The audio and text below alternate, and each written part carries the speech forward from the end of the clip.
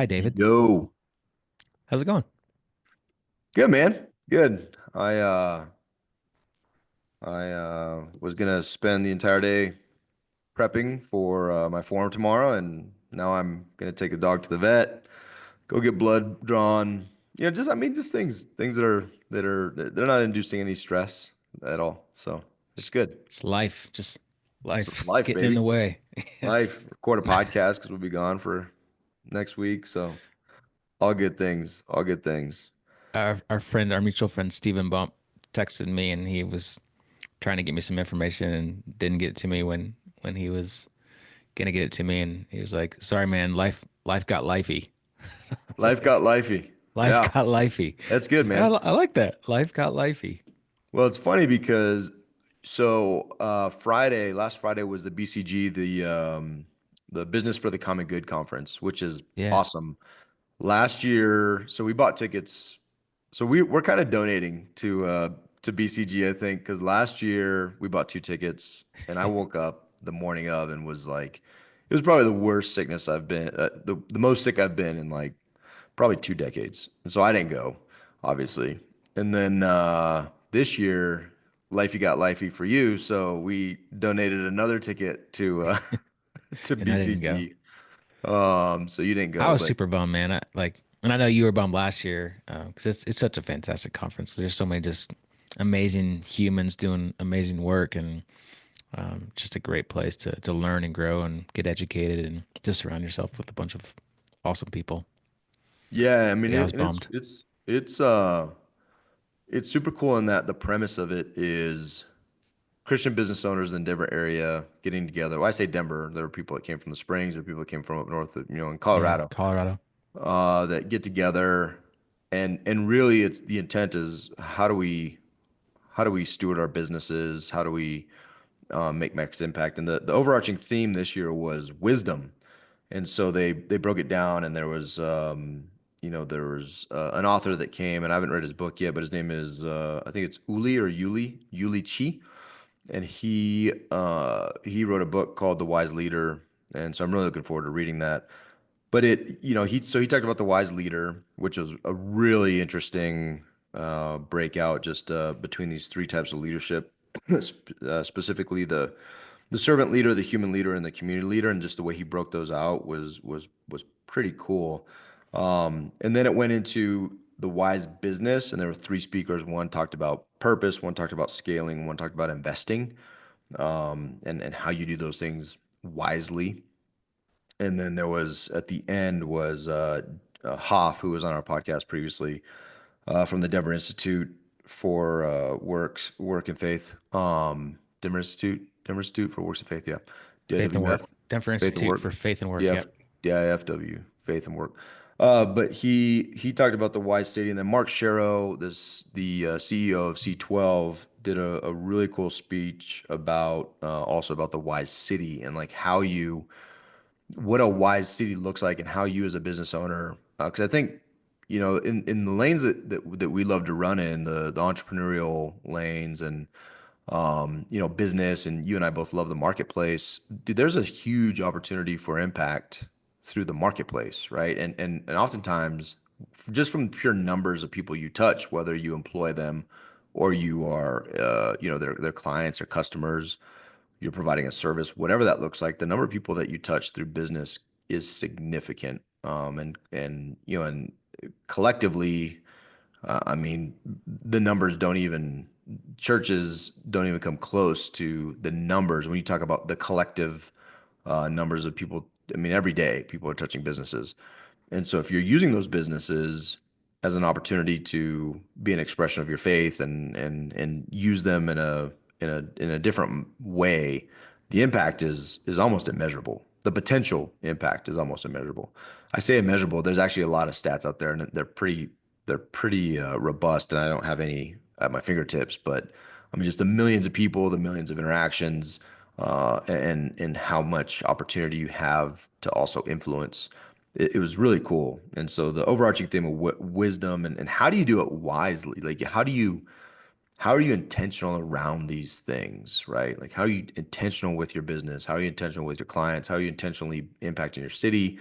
And it was yeah, it was really cool, man. And ultimately you want a couple things. I'll just give you a couple highlights that for me were like, huh. One was, the overarching theme of wisdom, obviously, but they open with the question, why are you even here? And you and I were just talking about this and talking about it yesterday. And it goes the idea of who you surrounding yourself with and what does that look like, right? Like what does it truly look like? Not just like your buddies, your friends, whatever, and the things you do, but also like, are you invested in coaching? Do you invest in conferences like this to go put yourself around people that are doing stuff and things that you're like, oh yeah, I want to be around those people? Are you in masterminds? Like what are you actually doing? What do you, and I guess frame it differently. They didn't necessarily frame it this way, but I will. What are you sacrificing to be better? Right? Because you can see paying for a coach or paying for an event as a there's a sacrifice of something, time, treasure, whatever that looks like. But like, what is it when you assess it? What is it honestly worth to you to grow and be better? And I don't know that I had necessarily thought of it in those terms outside of, before you and I started talking about this yesterday. I was just reflected on it. But like, actually, what am I willing to spend to be better? And and I think for a lot of us, that number is zero. To Totally, man.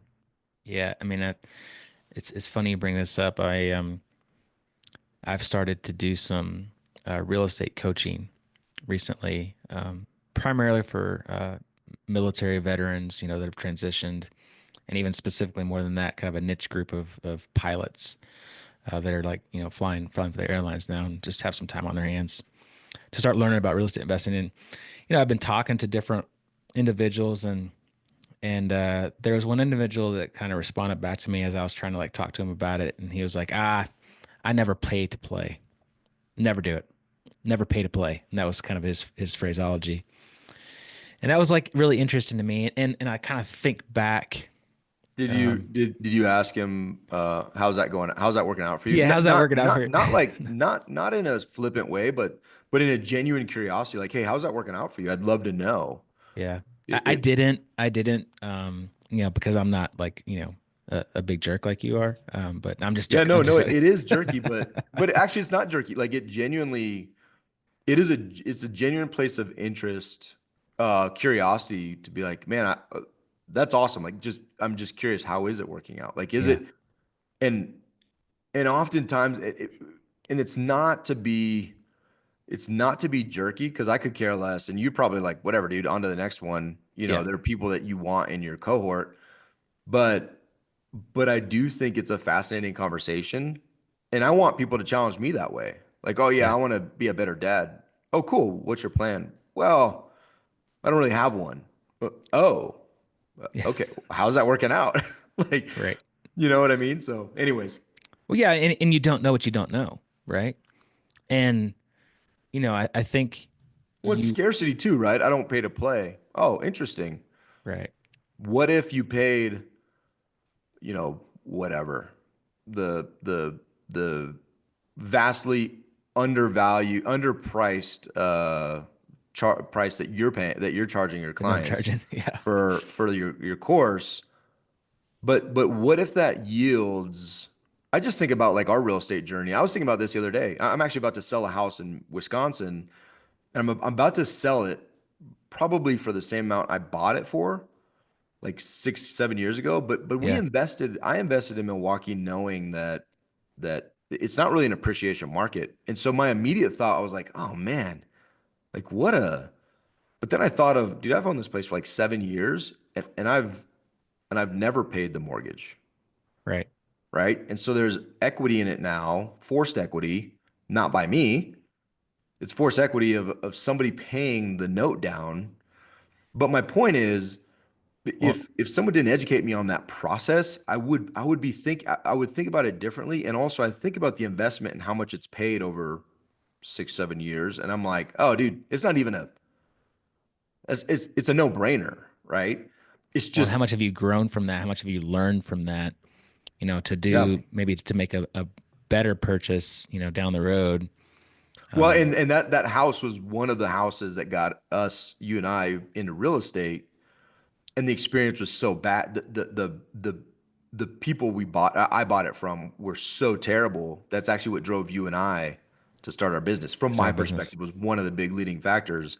So I'm kind of lucky to, even if I sell it for what I paid for it, I'm like, oh, thank Yeah. God, because that process was so bad that I learned a ton from it. But even that bad process, through the education that you and I have gotten, taking action, doing whatever, I also reflect on it and I'm like, oh, but actually that wasn't, there's not a lot of equity. I mean, there's equity in it now, and I'm not making a ton on the back end like you would in Colorado, but that was never the intent. There was a strategy behind it. So, anyways, Right. Yeah. And to kind of your original point of just making an investment and surrounding yourself with people, I think it's critical. I think it's critical to your growth. And again, like for the longest, there was a long period of time where I was in that same mindset of, no, I'm not going to pay to play. That's ridiculous. I'm not going to pay money to be around people. I can get, I can read books. I can watch YouTube videos. I can listen to podcasts. I can do all these free things. And it just, I'll just be up straight up. Like it doesn't work. Like you have to invest your dollars to put yourself to a next level of growth, because there are others that are in that room that you need to be around, that are going to make you better, that have ideas, that have experience, that have been doing it for a lot longer than you have, that you will never have access to until you pay to play. well, and here's what I find fascinating. As you were talking about, I was thinking through a couple ideas. One, I think you can do it to a very low level. Like I And it will think you take a can, lot longer. yeah, and I think you can grow and watch the YouTubes and do all those things. And I think you can get to a certain place. It'll take longer and it'll be less than what you probably could have, because there's also a power in like just the idea of, as you start exposing yourself to human beings and being coached, and if they take an interest in you, then like there's connections, there's things that YouTube can't, make a connection between you and another human being. And usually the connections are really where it's at, right? Like that's like where it's, Oh yeah. the opportunities that show It's all up. about the But relationships and the people. what's actually more stupid, and this just hit me as you were talking. I'm like, dude, the best in the world at everything have coaches. Like anything. Think of athletics. Go Google how much LeBron James spends every year And on different coaches. all the coaches, on all the diets, on all the thing, like on all the stuff. Just Google that, and it's significant, right? But all the best at everything in the world. Most business people that are super high level have one or multiple coaches. And so, like, what's Yep. actually more stupid? Like to not to pay to play, to have the mindset of being like, oh, I don't do that. Well, yeah, but the best do. So like, are you cool or are you just dumb? Because at the end of the day, and we were talking to a dude, we were talking to Russ, one of our homies in TKM, and he was mentioning the coach that he hired, and I know kind of the specifics on it, and I was like, dude, I need to get back in the coaching game. Like I need to get back in the To be being coached. coached Yeah. game, because I know it's been a while since I've had, a coach or whatever, and I know there's areas that like I'm excited about what that coach will unlock. Whoever it is, I don't know who it is. I don't know what it looks like, but what I do know is when I commit to it, there's something is going to come from that. That's going to take me to a next level in whatever area it is that I choose to do that. And so in my, I'm ready to go on this coaching thing. And again, it goes back to to your point. Who are you surrounding yourself? Where are you spending your time? Where are you spending your treasure? And there is a we joke. I mean, I talk about it all the time in C12, dude. A forum, an 8-hour forum for a CEO to go do that. That's a lot a month to Yeah. pull that That's a time that's a away. big commitment. It's a big commitment, right? And they pay whatever, up to $1,500 a month for this thing. What's crazy to me, and when I see it, I've seen it. I'm in month 3 of running my own forum, and I see it every single month. and I will see it in a perpetuity, just talking to people who've been doing this for 15 years. The amount and the level of advice given to the CEOs in this group is literally has been worth like very tangible dollars. I mean, one guy recently was just talking about a $50,000 a month swing, a month Wow. swing in some advice that someone's like, you should, have you considered this? And he was like, dude, I've never considered that. And he implemented this thing, whatever it was, and it literally was a $50,000 a month swing. Do you think that guy even thinks about the 1,500 bucks he pays Nope. for like he doesn't it doesn't even make sense. It's not even a drop. And so, it's interesting. I think if you're not investing in these things, and you don't have to go all out like $10,000 a month coach, like there's levels that you can pursue. There's groups. I mean, shoot, you come to TKM and it's free, but you're going to be in a room full of dudes that are like, they're doing stuff, right? They're big That's right. deals. I mean, there's millions of dollars cycling through TKM just through connections, relationships, challenging each other and opportunity. And so, yeah, that's a great point. And for me, it was really it just boiled down to, man, I want to be surrounded by people who are in the marketplace that love Jesus, and iron sharpens iron. Like that was the purpose of my going to the thing. And here's something that just a big takeaway. It seems so obvious, it seems so whatever, but it was the idea of spiritual formation in the context of work and identity. And one of the things they said is work is a place to live my identity, right? Like work is a place to live it, not a place to find it. And I was like, ooh, That's man, good. that hit, right? Because how many of us not only define ourselves, but what's the first question we us dudes is we're sniffing each other's butts, at the park. Like What do what you do? hey, what do you do? What do you do? But like how much cooler would it You be s- if it was you like sniff dudes' butts at the I mean park? it's a That's it's weird. a metaphor for It's um weird. Weird, dude. but yeah. Yeah. So we're walking in circles sniffing butts. The but the idea of asking a better question, like, hey man, well, like what's most important to you? Like what gets you like what I mean, if you just like desire to go a little bit deeper. And most dudes, when you ask that question, are probably gonna be like, one, they're gonna be like, that's kind of weird. Because normally only thing anybody asks me is what I do. What do I do? And second, it's kind of weird because the only thing I'm prepared to answer is what do I do? Right? Because that's how I identify myself. Well, I'm a naval officer, or I'm a this, or I'm a that, or and you dive into that. Oh, are you officer? Are you enlisted? Like what? Yeah, I mean, I'm in the military, and then there's a whole line of questions after that, right? Yeah. That we're very accustomed to. Or I do real estate. Oh, real estate. Oh, tell me, I'm a real estate investor. Oh, cool. Are you multifamily? You syndicate? I mean, you know what I mean? And there's so much identity in that, and there's really no depth because that stuff could change. If you're anything like you or me, I mean, we could change our real estate strategy overnight. And so Done it. done it. We were just talking about this yesterday. We were. Just focusing on committing to something and deeply pouring into it. But the idea of work, I'm sorry. Yeah, work is a place to live my identity. So ideally, if my identity is founded in Christ, is based in Christ, work is just another opportunity for me to live out my identity as a Jesus loving dude, right? Who does Yeah. work. Well, remember we went and had coffee with Jack Kim. He's a big time real estate investor here in Colorado. He owns very large office buildings. Yeah, I saw Just him. I saw him at you this saw him. this one's too. Yeah. Yeah, Yep. and so when we were having coffee with him, like just an amazing dude, and he was serving us coffee, and we were talking about being disciples, and he had mentioned his a conversation that he had had with one of his taxi drivers when he was going to flew in to go see one of his properties in another city, and he was thinking through that, and like he's a big time real estate investor. He goes to these conferences, and he has a lot of influence on Christian business owners. But he's like, you know what? This taxi driver has way more opportunity than I do to be a disciple, right? And to tell people about the gospel, because he's like having conversations with way more people on a daily basis, on a regular basis than he is, and like pour into that, right? Like that's what God called us to do in Matthew. Like, hey, be a disciple, right? And you think about your business and how you can make an impact in the world. Another story I heard was an HVAC employee.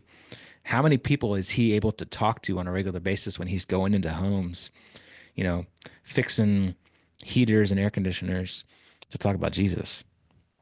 As a CEO of a business, how many people can you impact? Your employees, the people you're working with, your clients. Like, it's such an amazing place to be a disciple and to put that identity in that, right? In the marketplace. I think it's fantastic, man. And I'm sure there was tons of ideas that were thrown out at the conference that I missed out on. Yeah, no, you definitely missed out. And this is not a place to this is not a place for comfort to help you feel like you didn't miss out, because Right. you definitely missed out. I know. It's no, and I think there's there's a couple other things that just to highlight from this that really I'm looking for this quote. Okay, it was a John Dixon quote. And so there were uh Uli Chi, and I apologize if I'm misstating his name, but he, in the book The Wise Leader, one of the things he talked about was human leadership that I thought was fascinating. And it was more the idea, I won't go too deeply into it, but he offered that it's oftentimes for us Christians, it's usually a lot easier for us to believe or to trust in the deity of Jesus and not so much the humanity of Jesus.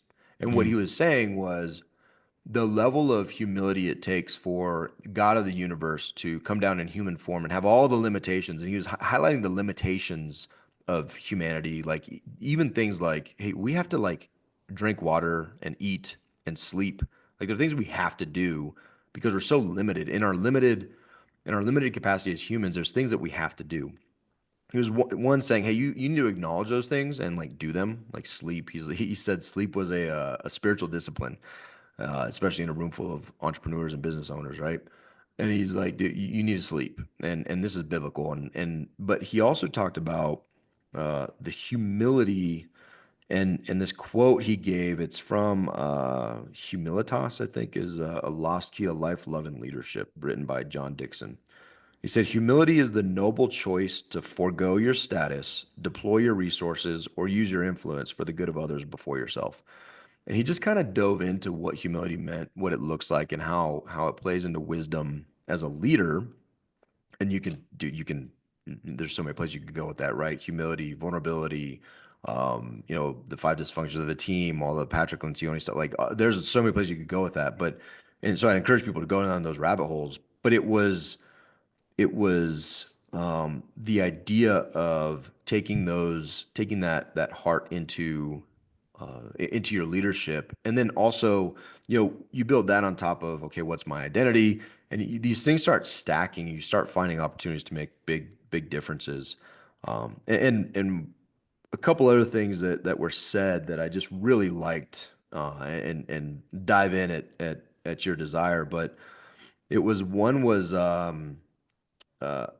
Mike Sharrow. He gave this line and he said, let's, as Christians, let's build less bunkers and more embassies. And I was like, ooh, that's good. Like, I like the idea of, because some of us are so much, we get siloed, we protect our Christian, our church, our faith, or we make these groups, and they're kind of closed. And this goes directly to Justin Whitmore Early's book, Made for People as well, where he talks about mm, we have a tendency to close out other people. And it's really a heartbreaking thing. And Mike was highlighting. He's like, "Hey, let's make more embassies. Let's be forward. Let's plant places in other places where, that are more. Our presence is known, as felt, is it's not these bunkers. So I love that. And the one other thing I just want to dive a little bit into was this guy from Eventide. I think it's Eventide Investing. Eventide. I don't know the full, but Eventide is the name of the investment firm, I guess. And dude, the room was like you could hear a pin drop when mm. this guy was giving his chat, because effectively what he said, or what the topic, he's like, hey, as wise businesses, when we invest, we have to be so intentional around what we are investing in. And he asked a question, where should Christians invest our money, invest our funds? And I say Christians, you don't even have to be Christian to understand this. Or not to understand it, but to that this is convicting. But where should we invest our funds? And he talked about the Bible specifically saying that the poor are uplifted when the righteous thrive, and the opposite when the wicked thrive. And the context for that was, he said, "Do you even know what you're invested in?" Right? He said, "If you have a 529 plan, have you ever looked at what that plan invests in, like where you're getting your dividends from, where your kid's college is going to be funded, what is going to be funded through, on whose success is it going to be funded, right? If you're invested in the S&P 500, or if you have, EFTs, or whatever it is, what your mutual funds, whatever your investment strategy is in the market, do you know where your money is going? Do you know what it supports?" And so he started breaking it down, and he's like, "Okay, so like 529 plans, were you aware that the number one company, the top companies that they're invested in are tobacco companies?" And you're like, "Ooh, I Retro. didn't. Uh-oh." And how do you feel about that? Do you, and here's some stats. He was just saying this. Here's some stats in the third world, in a lot of underdeveloped countries, or developing countries, I should say. Um, do you know the rates of youth smoking, and the unhealth and the death and all that kind of stuff, and how the tobacco companies specifically market to and prey on? Like here in America, we've made significant strides against the tobacco thing, but you think, are you aware of what it looks like globally? Dude, like I'm telling you, man, the room was like, it's completely silent, completely silent. Hmm. And he said, "How about porn? How do you feel about porn?" It's like, your investments, you're making dividends on through support, and you don't, now you no longer have the right to claim ignorance. Like the data's out there. You can go look at what you're invested in. You don't have the right to say I didn't know Right. anymore. And so he said, how about porn, the porn industry? Like, are you a supporter of that? Are you a supporter of the just the desolation that's created globally and for the individuals involved? Like, is that something that you want to invest in? Because you are invested in it. If you're, and Mm. he's just showing, right? He's showing data. And so it's a really interesting, um, it was a really interesting thing. And he said, when I invest, I am rooting for the companies I invest in. Do I create or extract value? So just think about that. If you don't know what you're invested in, and come to find out it's tobacco and porn, say, like, that's what you're rooting for. You're rooting for their success. Right. It was a fascinating conversation. Yeah. That makes me think, kind of back to one of my conversations with this coaching group, the real estate coaching group. And one of the guys was like, it's like, dude, I don't even know where to start. He's like, there's so many options out there, right? There's, the just the rental properties and the Airbnbs and the vacations and the multifamily and the apartments and the storage units and all these things. He's like, I don't even know where to start. And I was like, yep, been there, done that, right? And we were just joking about it earlier of, the shiny object syndrome. And so my question was like from a holistic view of like where you are in life, like what fits, like what works for you. Yeah, flipping sounds cool, but like you're gone half of the month flying an airplane. Like, can you really like flip a house, right? Airbnb sounds really cool, but man, there's a lot of operational management to that. Are you gonna do it yourself? Are you gonna hire somebody? If you hire somebody, it's a pretty big expense. What does that look like? Is your wife taking care of things when you're gone? Like, and and who are you supporting? To your point, who are you supporting? Like, what's the company that you're working with? Do you know the people in that business? Another one was like, hey, you got to look at the deal. I was like, yeah, the deal makes sense, but you also have to look at the person. I invest in people first, right? I'm going to invest in the person I know, like, and trust, and I have a conversation with, and I know their family, I know their background, I know their values. That's who I'm going to invest in. Not and the deal kind of comes secondary to me, right? The deal has to make sense, but you got to know the person first.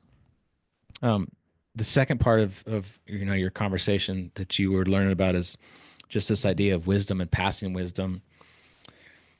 I just finished the book Strength to Strength by Arthur Brooks, and I was telling you about it, and I know you plan on reading it too. And it's there's this there's this time frame that happens about our age, about this kind of middle of life stage where he calls it there's two different intelligences.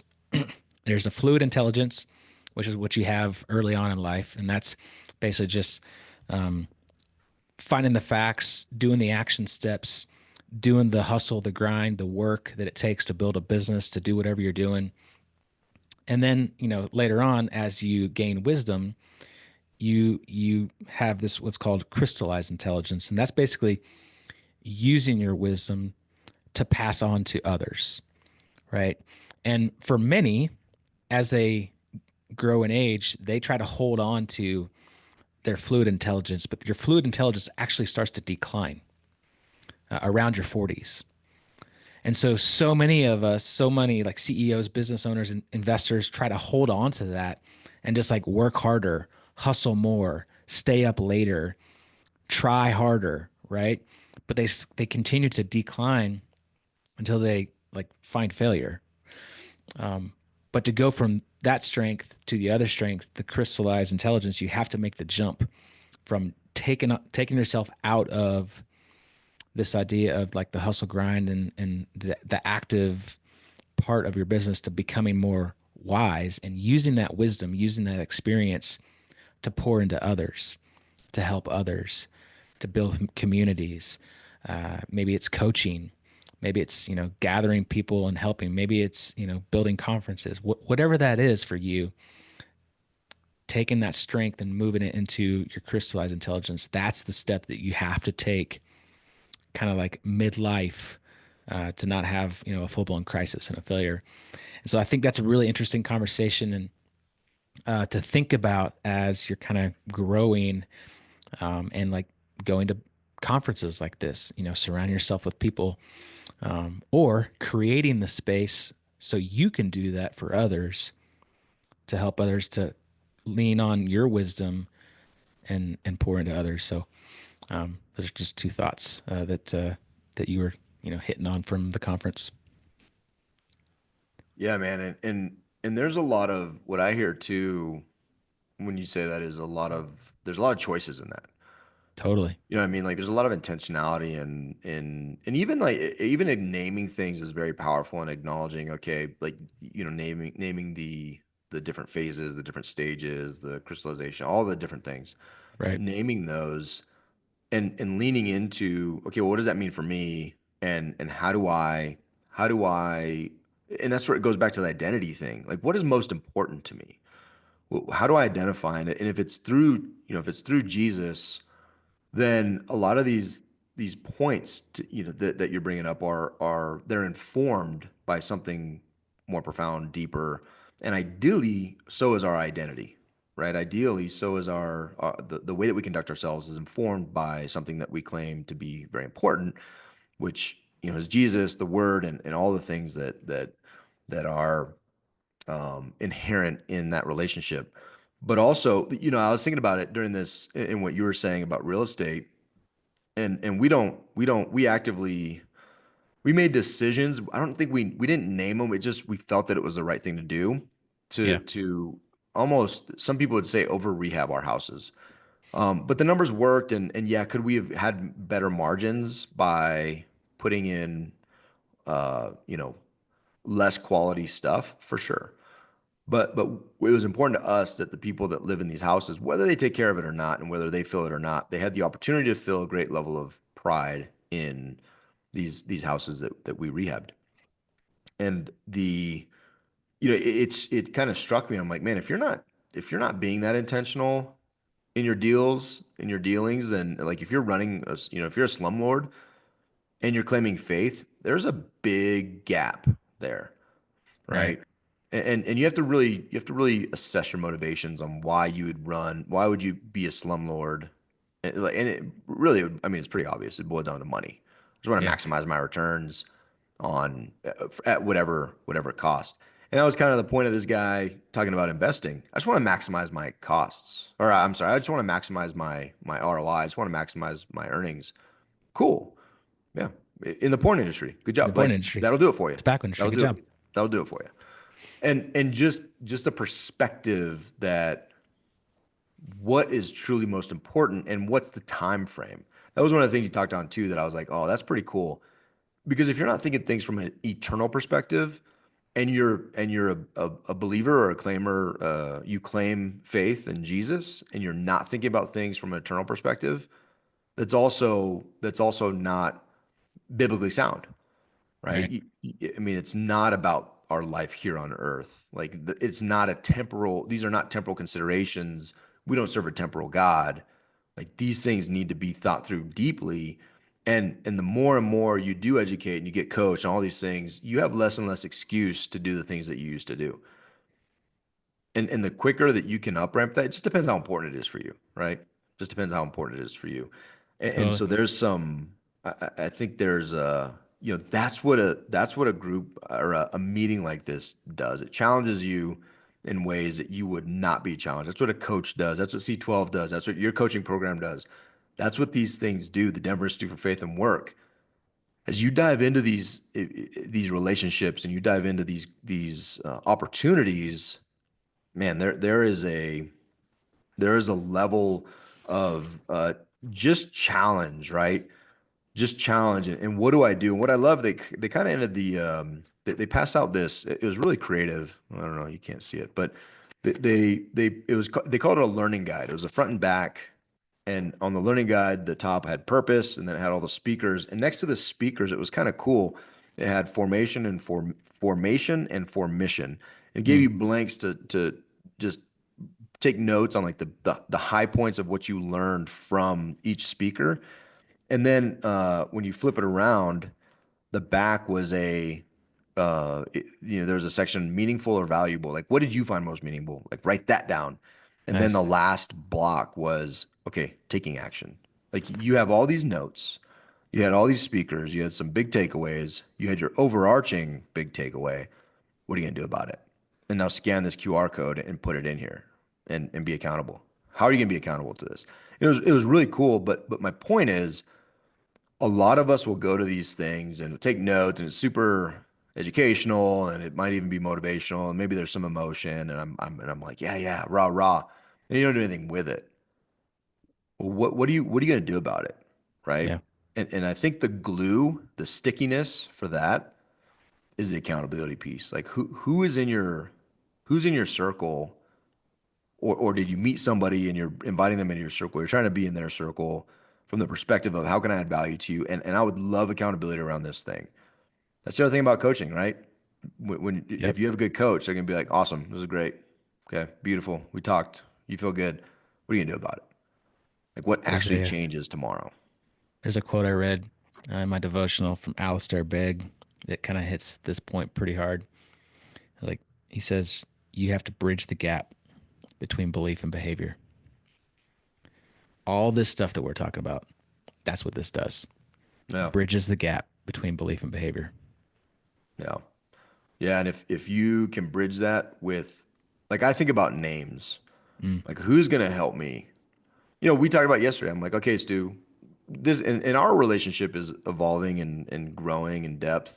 And yesterday, our conversation culminated with a specific around the things we're doing. I was like, hey, I would like to be held accountable in these areas with this amount of activity to advance, our real estate stuff that you and I are doing and my stuff in C12. And here's where I think this is where my input to you, where I think it'd be good to hold you accountable. Do you agree or disagree? Are we agreeing on this? And then you give the same input to me, right? yeah.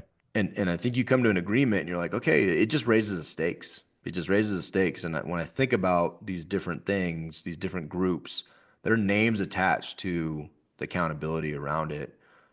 And I was just wrapping up um uh you've known about him. Patrick Lencioni is he's not new by any stretch. No. For me, diving in deeply is new. And one of the things that I just was listening to that he talked about was he said, he's like, hey, it requires leadership and the ability. He was talking about the difference between accountability and I think it was like tasking or something. And his ultimately he was just saying, are you truly a good enough leader? Oh, that's what it was. In business, if you hold somebody accountable to like tasks within the bit, like, these things that have to happen, he's like, that's easy. Any leader can do that. Are you willing to hold your team accountable to the personal stuff, like Mm. where they might be deviating from a character perspective or whatever? He's like, that takes real leadership and is challenging. And it was impactful to me because I was like, okay, who are you? Are you really surrounded by people that are honest with you about where you suck? And it's not because you just suck. I'm just telling you suck. It's because I asked you to tell me that I suck. Right. And are you enough of a leader to tell me, hey, dude, you asked me for this, we agreed to these terms, and you're sucking. Oh, okay. Because if I truly want to be better, I want to know where I most suck, not where I'm most awesome. Right. And so it's just, I think when you talk about it, there's nothing that bridges the gap between, would you say the gap Belief and between behavior. belief and behavior more so than like, okay, man, I'm going to be accountable to you for this. And please hold me to it. Be careful what you ask for, though, right? Right. It's like the Um, prayer, be careful when you pray, God, use me. use me. That's right. Use me, God. Be careful. You better be ready. Kind of scary. Um, David, you got a lot of work to do. I I do. love you, I do. but you have a lot of work I to love do. you. I got work to do. I got work to do. So do you. I know. You're right. I think you owe me an answer on your next cohort It's coming. specifics. It's coming. I'm looking forward to it. Looking forward to it. Well, hey, good. I think hopefully next year we have 1 year, not one Yeah. more. Maybe We have maybe one we year can to, both to plan. attend. Maybe we can both be at this Yeah. event together.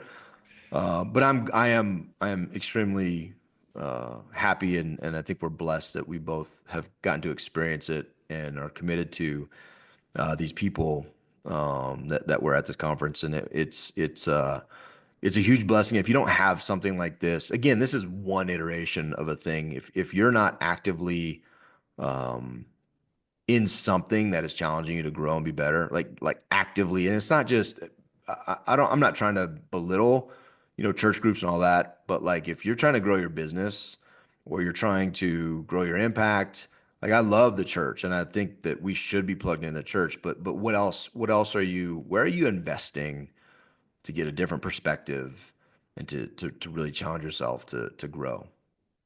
And when I say investing, I mean money, time, relationally. What are you sacrificing to prune and to grow? It's good, brother. I'll download all your notes from the conference soon. And if you can just hand me over all the resources so I Yeah, can yeah, for sure. get those. It's all in my handwriting, so good luck. Yeah. That's a Good little hard to luck. read. Yeah. Actually, your handwriting is way better than mine. Way is well. That's actually just a testament to how terrible your handwriting is. That's all that is. It's not suggestive of me having good handwriting in any stretch. It's just how Fair. absolutely terrible your handwriting is. Fair. It's like a child, like a small baby child. Actually, Noah's handwriting is way better than yours. So I'm it's sure it is. yeah, My daughter's and son's handwriting is way better than mine. yeah, no, 100%. High five. All right, dude. High High fives. five. Fist bumps. French fries. See ya. Butt slaps. Butt slaps.